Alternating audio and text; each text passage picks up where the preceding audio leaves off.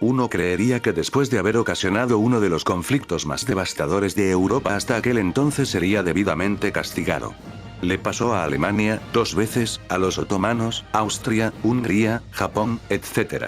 Pero ese no fue el caso de Francia tras las guerras napoleónicas.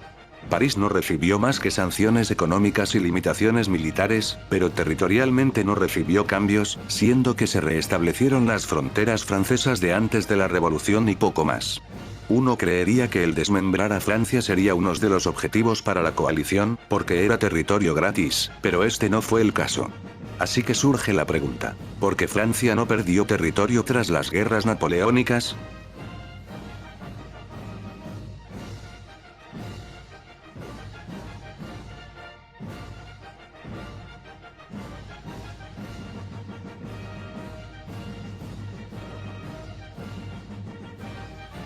Para empezar, y en este caso específico, la coalición no tenía nada en contra de Francia como nación o contra el pueblo francés.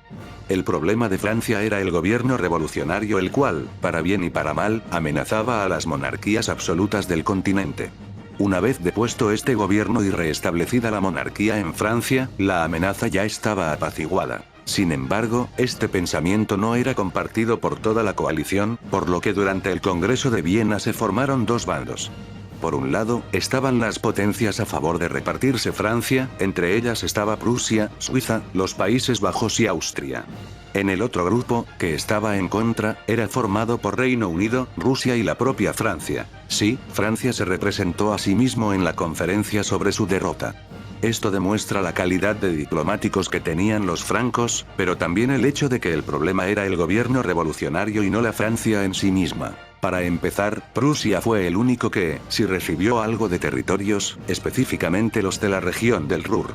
Esto contentaba a los prusianos, a Rusia y los ingleses, ya que los dos últimos no querían que Prusia se siguiera expandiendo al este. Por otro lado, a la propia Francia le gustaba la idea, ya que creían que podrían reconquistar esas tierras en una futura guerra. Por otro lado, los Países Bajos querían anexar ciertas partes del norte de Francia, pero en cambio se le ofreció formar el Reino Unido de los Países Bajos, que incluía a Luxemburgo y Bélgica. Debido a que los neerlandeses no obtuvieron mucha influencia en el Congreso, todo se quedó allí. Curiosamente, Saboya también tenía reclamos territoriales, pero fueron literalmente ignorados. El Congreso solo quería que el Estado italiano sirviera como Estado tapón entre Francia y Austria. Por último, Suiza recibió un corredor para conectar a Ginebra con el resto del país, pero poco más, ya que ninguna potencia se puso de su lado. Al final, el grupo en contra de repartirse a Francia fue el que se impuso, principalmente porque sus integrantes tenían mucho más poder e influencia en conjunto que el grupo de opositores en Viena. Esta decisión se debió a que tanto Rusia como el Reino Unido desconfiaban de Prusia y sus ambiciones, por lo que no querían alimentarlos al darles aún más territorio del que ya habían cedido. Además de esto, se le suma el hecho de que el dividir a Francia enemistaría al pueblo franco con la coalición, creando el caldo de cultivo perfecto para que otra revolución sucediera al alimentarse del resentimiento y la desconfianza. También estaba el tema del equilibrio de poder en el continente.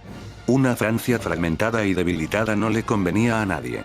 Austria quería a Francia para contener a Prusia y el Reino Unido quería una Francia fuerte que mediara en conflictos europeos futuros y Rusia quería una Francia fuerte para contener a todos los demás. Una Francia débil caería bajo la influencia o conquista de otra potencia, alterando el equilibrio de poder de forma drástica. De esta forma Francia se salvó de ser repartida, en parte por la calidad de sus diplomáticos, la desconfianza entre los miembros de la coalición y que a la Europa monárquica le convenía más una Francia unificada y estable para mantener un orden mínimo en el continente.